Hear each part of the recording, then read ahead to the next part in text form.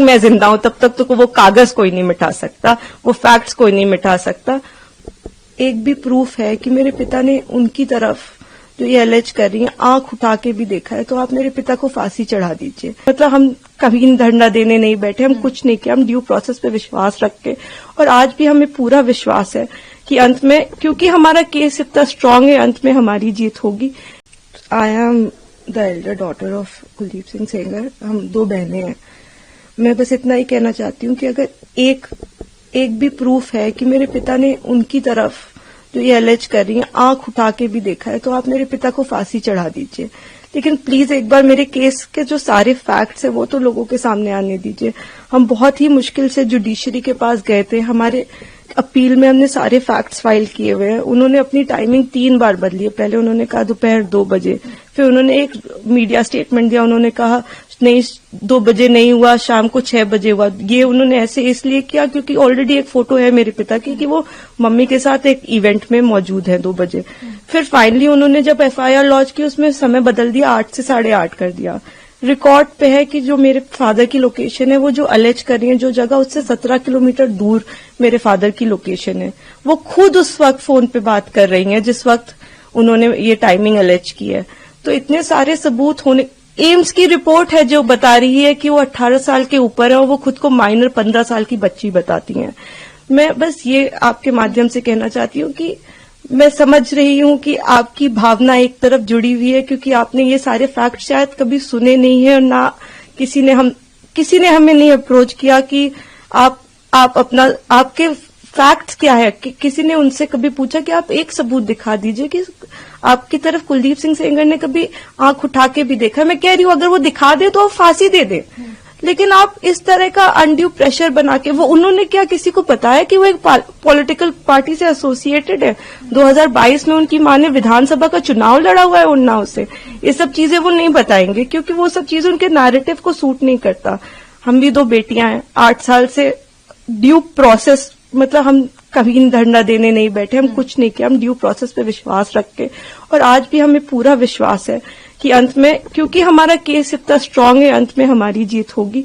लेकिन 8 साल हो गए। मैं आपसे हाथ जोड़ के विनती करती हूँ कि प्लीज एक बार मेरिट्स पे हमारा केस सुन लिया जाए। हम कोई दरिंदे नहीं है, हम भी नॉर्मल परिवार हैं, और वो हमें कुछ भी पावरफुल बोल ले या कुछ भी कह ले, असल बात तो यही है ना कि 8 साल से इतने सबूत होने के बावजूद वो जेल में बंद है क्योंकि एक बार आपने ऐसा झूठा इल्जाम उन पे लगा दिया। इस केस में इन्होंने स्टेटमेंट्स तो अपने बहुत सारे बदले ही हैं, जो कि आप अगर मुझसे कहेंगे तो मैं आपको डिटेल में प्रोवाइड कर दूंगी। इन्होंने समय 3 बार बदला है। पहले इन्होंने कहा कि दोपहर को 2 बजे कुलदीप सिंह सेंगर ने मेरे साथ रेप किया। उसके बाद इन्होंने कहा नहीं दोपहर के 2 नहीं बज रहे थे, शाम के 6 बज रहे थे। फिर इन्होंने चेंज किया, कहा नहीं ये नहीं हो रहा था, शाम के 8:30 बज रहे थे। जब सीबीआई ने मेरे फादर की लोकेशन निकाली तो उनकी लोकेशन 17 किलोमीटर दूर उनके उन्नाव ऑफिस की पाई गई।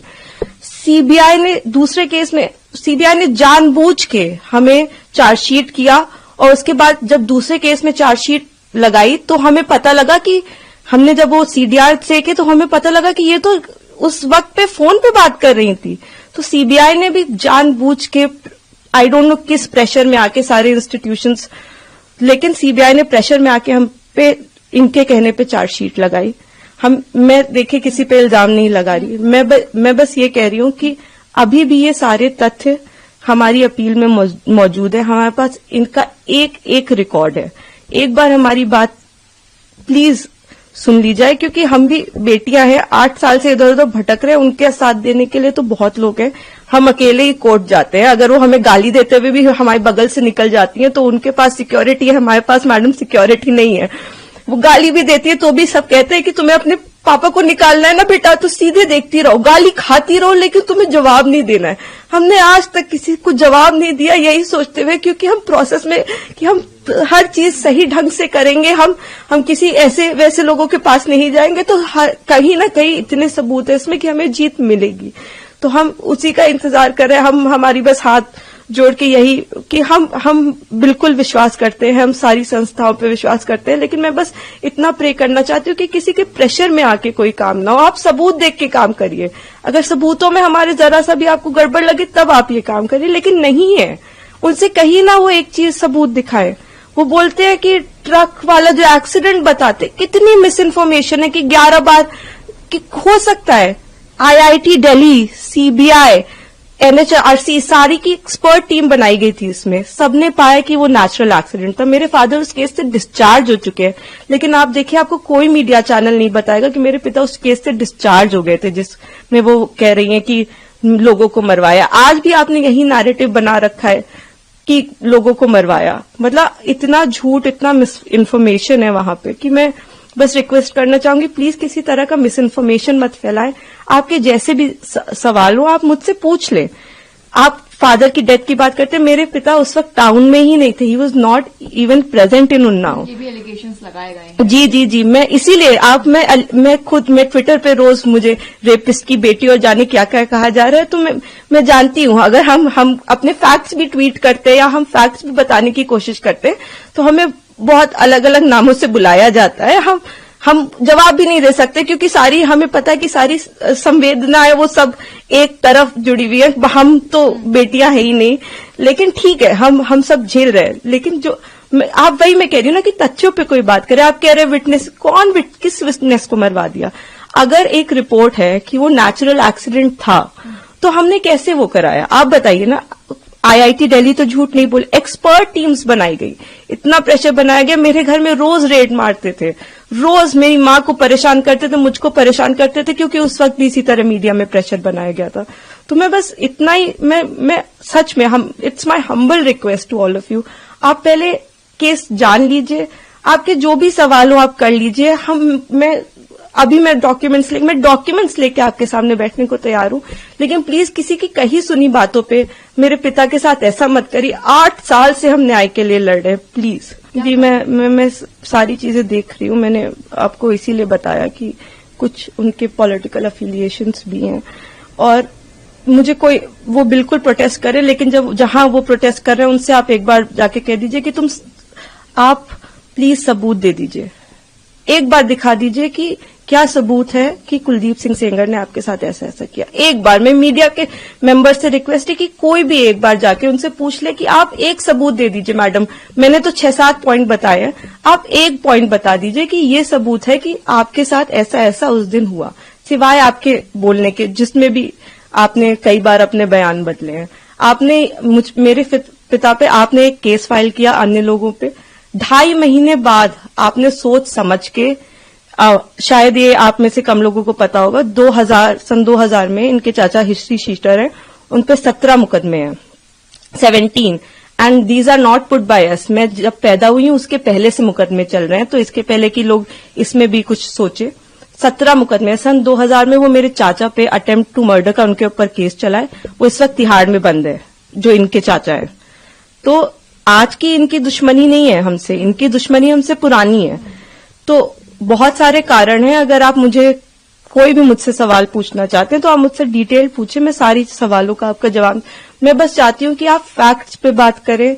आप एक बार, मैं भावनाएं समझती हूँ सबकी, किसी को भी, मैं खुद एक बेटी हूं, मुझे ये कहानी किसी बच्ची की सुनाई जाती तो मैं भी शायद ट्विटर पे गालियां ही लिख रही होती, लेकिन उस कहानी में कितना सच है ये जान लीजिए कि दूसरी तरफ भी हैं बेटियां, दूसरी तरफ भी लोग हैं। जिस इंसान को आप इतना बुरा समझ रहे हैं वो नहीं है, वो 2 बच्चियों के, और मैं इसलिए नहीं कह रही कि आप आर्ग्यूमेंट्स वो लेके आए, लेकिन वो भी इंसान, क्या उन्होंने देखा भी आंख से? आप एक प्रूफ दे दीजिए और आप मेरे पिता को फांसी पे चढ़ा दीजिए। मैं कह रही हूं, अगर एक भी सबूत है कि मेरे पिता ने उस लड़की की तरफ आंख उठा के भी देखा है तो आप मेरे फादर को फांसी दें। लेकिन अगर वो सबूत नहीं है तो हमें पूरा हक है कि हमारे भी सबूत सुने जाएं।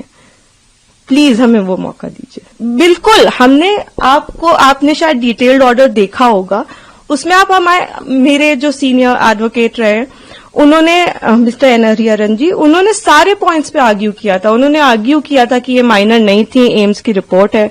उन्होंने आर्ग्यू किया था कि 3 अलग अलग इन्होंने टाइम बताए। उन्होंने आर्ग्यू किया था कि हमारे पिता की CDR लोकेशन 17 किलोमीटर दूर की। उन्होंने आर्ग्यूमेंट किया था कि ये फोन पे है। आप, ऐसा नहीं है कि कोर्ट के सामने हमने जाके कह दिया हम पब्लिक सर्वेंट नहीं, और कोर्ट ने कहा कि आप रिहा हो जाइए।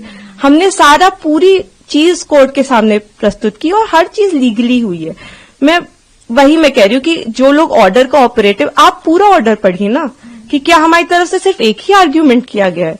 हमने पूरी चीज, हमने 5 पॉइंट अपने कोर्ट के सामने रखे हैं। देखिए, ये तो आप लोग बेहतर समझते हैं कि वेकेशंस में, और आपने मुझे ऑलरेडी बताया ही, लेकिन हमें जुडिशरी पे पूरा विश्वास है। हम 8 साल से इसी विश्वास पे जिंदा हैं, क्योंकि हमें जुडिशरी पे विश्वास है, हमें इस प्रोसेस पे विश्वास है कि एक ना एक दिन इतने अच्छे सबूत हैं, और जब तक मैं जिंदा हूं तब तक तो वो कागज कोई नहीं मिटा सकता, वो फैक्ट्स कोई नहीं मिटा सकता। तो उन फैक्ट्स के होप में कि ये एक दिन सबके सामने आएंगे, मैं जिंदा हूं। और मैं यही कहना चाहती हूं कि प्लीज किसी भी इंस्टीट्यूशन पे आप अपनी भावनाओं पे आके मत प्रेशर बनाएं। आप एक बार फैक्ट समझ लें, आप समझ लें कि आप क्या सपोर्ट कर रहे हैं, किस चीज का सपोर्ट कर रहे हैं। आपने सिर्फ एक साइड सुनी है अभी, और दूसरी तरफ को जानने की कोशिश भी नहीं की, तो थोड़ी कोशिश करके, बाकी हमें पूरी उम्मीद है कि हम आगे इसमें जीतेंगे। ये हम उम्मीद पे ही 8 साल से जी रहे हैं, लेकिन होपफुली कि हमारे फैक्ट्स इस बार इग्नोर नहीं किए जाएंगे। हमें पूरी